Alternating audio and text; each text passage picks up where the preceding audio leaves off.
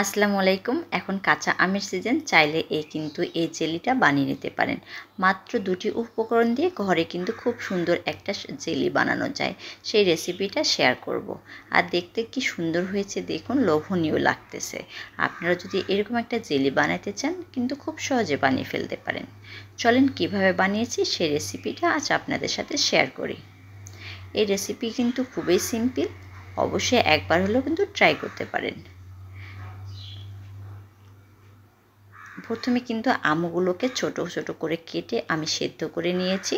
আর এখানে বিচিটা অবশ্যই ফেলে দেবেন। তারপর এখানে সেদ্ধ করার পর আমি পিউরিটা বের করে নিয়েছি।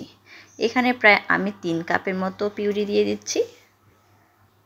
তারপর এখানে দিয়ে দিচ্ছি চিনি দিচ্ছি প্রথমে আমি 2 কাপ, পরবর্তীতে আমি আরও হাফ কাপ চিনি দিয়েছি। তারপরে এখানে আমি ফুড কালার দিচ্ছি। চাইলে এই ফুড কালারটা আপনারা অ্যাভয়েড করতে পারেন, কিন্তু এই ফুড কালারটা দেওয়ার কারণে কিন্তু কাঁচা আমের যে একটা সুন্দর কালার হয় সেই কালারটা এখানে চলে আসবে। এখানে আমি গ্রিন ফুড কালারটা দিয়েছি প্রায় 5 থেকে 6 ফোঁটা। যদি আপনারা আরও একটু গাঢ় করতে চান তাহলে কিন্তু আরেকটু দিতে পারেন। তারপর সব কিছু দিয়ে ভালোভাবে মিশিয়ে নেব। তারপর আমি চুলাটা জ্বালিয়ে নিচ্ছি। তারপর চুলা জ্বালানোর পর কিন্তু অনবরত নাড়তে থাকতে হবে যাতে নিচে কোনো দাগ লেগে না যায়। তারপর এই অবস্থায় যখন ফুটতে থাকবে কিন্তু চুলার আঁচটা অবশ্যই একটু কমিয়ে দেবেন, কারণ যখন ফুটতে থাকে তখন কিন্তু ছিটকে আসে, গায়ে পড়ার সম্ভাবনা থাকে। আর যেটা কিন্তু খুবই গরম, গায়ে পড়লে কিন্তু একটা অ্যাক্সিডেন্ট হতে পারে। তারপর সব কিছু দিয়ে ভালোভাবে আবারও মেশাচ্ছি। এভাবে কন্টিনিউ করতে হবে। এই জেলি বানাতে তেমন কোনো সময় লাগে না। আর হ্যাঁ, এখানে আমি 1 চিমটি লবণ দিয়ে নিচ্ছি। আর মিষ্টি জাতীয় খাবারে কিন্তু লবণ দিলে একটা সুন্দর ব্যালেন্স হয়। তারপর দেখুন এখানে চিটকাচ্ছে, আমার মনে হচ্ছিল যে একটু চিনি কম হবে, যেটা আমি কিন্তু এখানে হাফ কাপের মতো আবার দিয়ে দিলাম। তারপর এভাবে কন্টিনিউ নাড়তেই থাকবো।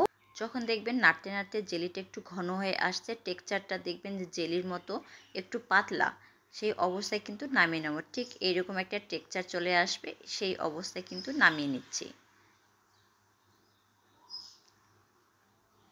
আর জেলির কালারটা দেখুন কত সুন্দর হয়েছে।